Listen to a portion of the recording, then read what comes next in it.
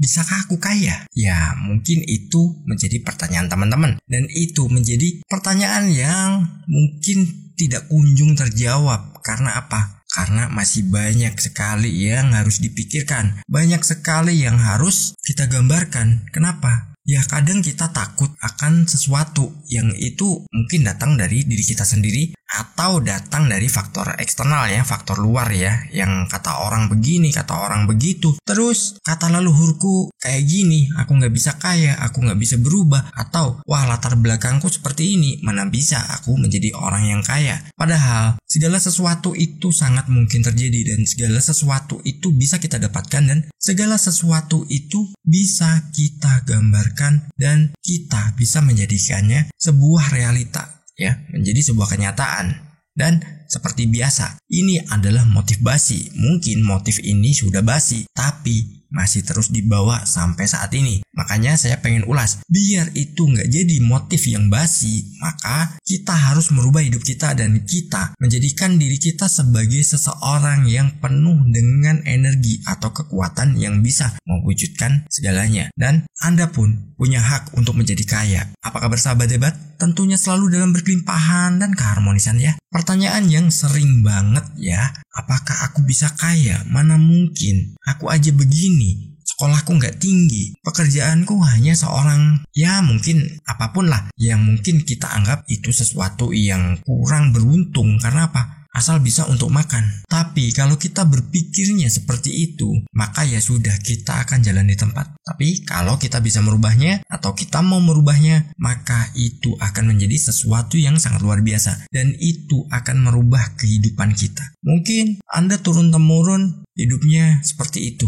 Bisa jadi ya maaf ya, kekurangan atau mungkin hanya ya sekedar bisa untuk hidup. Tapi saat Anda punya cita-cita, kadang itu terpatahkan oleh Anda sendiri atau mungkin dari orang lain. Kita ulas bareng. Kalau teman-teman itu semuanya bisa mencapai apa yang teman-teman inginkan. Dan kita mulai di poin pertama. Poin pertama adalah tergantung.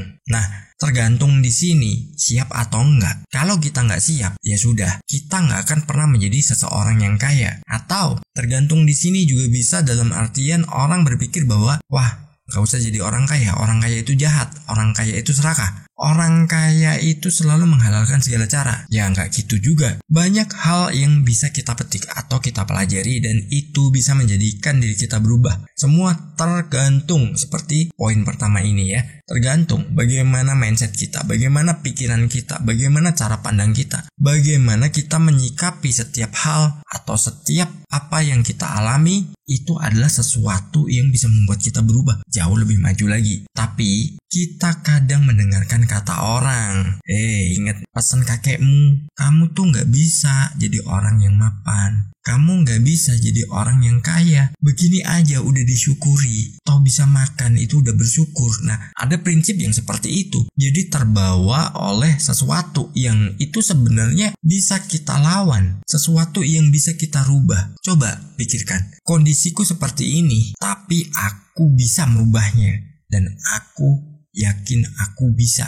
Nah, kita bisa merubah hidup kita itu tergantung dari apa yang kita tanamkan pada pikiran kita. Kadang ada orang yang bangga, udahlah gini aja udah cukup. Ya, kita cukup. Tapi apa kita nggak pengen sesuatu yang lebih? Bukan nggak bersyukur ya. Saat kita udah cukup, misalkan ya udahlah cukup makan apa adanya, pakaian mungkin juga seadanya. Itu sebenarnya pilihan. Tapi kalau kitanya larut di situ dan kitanya hanya berpikiran bahwa udahlah memang takdirnya udah begini, ya itu kembali lagi tergantung ya. Karena apa? Penilaian Anda seperti itu. Ya sudah, jangan pernah berharap lagi untuk menjadi seseorang yang punya kelimpahan karena Anda sendiri sudah memilihnya. Kita lanjut di poin kedua. Nah, kita harus merubah persepsi. Nyambung sebenarnya ya. Jadi persepsi kita bahwa orang kaya itu jahat, orang kaya itu serakah, itu harus kita rubah. Kita lihat dulu pola kerjanya bagaimana, pola dia mengambil setiap kesempatan itu bagaimana. Mungkin saat teman-teman udah tidur, orang-orang kaya itu masih bekerja. Saat teman-teman bangun, mereka juga udah bangun sebelum teman-teman bangun.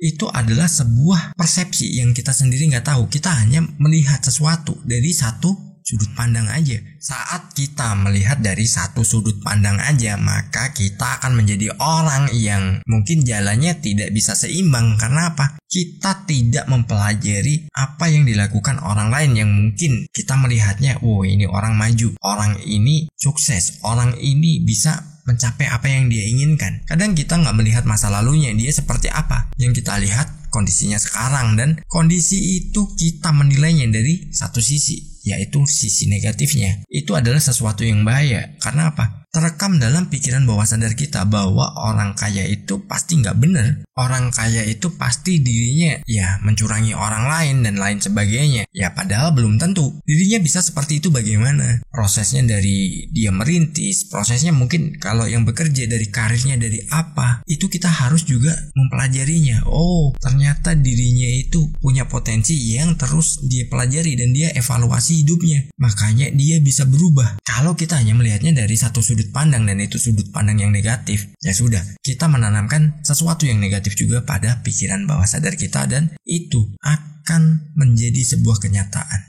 Di poin ketiga yang gak kalah penting adalah kita tanamkan mental dulu. Gak peduli kondisi kita seperti apa, yang penting kita tanamkan mental kita adalah mental yang kaya. Mental yang kaya itu bagaimana? Kita tidak mudah mengeluh, kita tidak suka minta-minta, kita tidak suka yang namanya ya berharap dari pemberian. Tapi kalau itu karena prestasi kita dapat pemberian, itu nggak masalah. Itu menjadi sebuah penghargaan. Mungkin dari orang lain, dari supplier kita mungkin kalau kita dagang, atau itu dari atasan kita karena kita sudah berdedikasi dengan sangat baik di perusahaan tempat kita bekerja. Mental kita harus kita bangun bahwa kita adalah mental yang kaya. Kadang jangan pernah berpikiran bahwa ya hidup susah nggak apa-apa, yang penting aku bisa untuk hidup. Ya jangan gitu. Karena apa? Itu Anda udah menanamkan bahwa Anda orang yang memiliki mental kekurangan. Jadi mental kaya adalah kita menjadi orang yang selalu merasa diri kita selalu kaya. Tapi ingat ya, bukan berarti kita harus sombong. Kita belum apa-apa sombong. Gua kaya, gua begini, gua begitu. Nanti giliran kaya makin sombong. Jangan seperti itu. Samakan saja kondisi kita saat ini bagaimana dan perilaku kita bagaimana. Ya udah seperti itu. Masalah nanti style Anda mau gimana, terus Anda mau mewujudkan apa yang menjadi cita-cita Anda, ya silahkan. Yang jelas tanamkan dulu mental Anda adalah mental yang kaya, ya, bukan mental peminta. Karena kalau Anda adalah orang yang memiliki mental peminta, biasanya Anda akan melakukan hal yang itu yang penting Anda dapat. Entah itu caranya baik atau buruk. Melihat orang yang biasa kita mintai itu memberikan sesuatu kepada orang lain, kitanya iri. Nah, itu nggak boleh, ya. Karena apa? Kita akan selamanya menjadi orang yang bermental miskin. Lalu di poin keempat, tetap inovatif. Kita harus tetap inovatif. Jadi jangan pernah kita tertinggal. Jadi ada perkembangan apapun, kita harus mengikutinya. Jadi mungkin Anda punya sebuah kemampuan yang atau keterampilan yang itu bisa menjadikan diri Anda itu punya nilai lebih. Nah, tunjukkan nilai lebih ini dan selalu perbaiki. Sekarang mungkin Anda bisa melakukan karya seni. Ya, buat itu menjadi sesuatu yang punya nilai, punya value. Karena apa? Saat Anda nanti dikenal, Anda akan memiliki yang namanya personal branding. Saat Anda udah memiliki personal branding, maka yang namanya uang, kekayaan akan mengikuti dan akan mengejar Anda. Dan bisa menjadikan hidup Anda itu berubah. Dari yang tadinya mungkin biasa saja, perlahan bisa naik, dan semakin tinggi. Itulah gunanya kita inovatif. Jadi saat kita menciptakan sesuatu, kita membuat sebuah karya, ataupun mungkin membuat sebuah produk, atau kita bekerja, jangan hanya puas di situ. Kembangkan terus, karena yang namanya era itu pasti berubah. Era itu melakukan inovasi juga, dan semakin lama persaingannya semakin ketat. Kalau kita tidak melakukan sebuah inovasi, maka kita akan mati, kita akan tertinggal. Maka kompetitor kita lah yang akan berjaya. Lalu di poin kelima, ya yakin saja. Kita harus yakin dengan apa yang kita jalani, apa yang sudah kita kerjakan. Karena apa? Dengan kita udah meyakini, maka kita akan selalu berusaha, dan itu kita akan selalu melakukan sebuah tindakan yang itu bisa merubah diri kita, merubah hidup kita. Yakin, bukan sembarang yakin.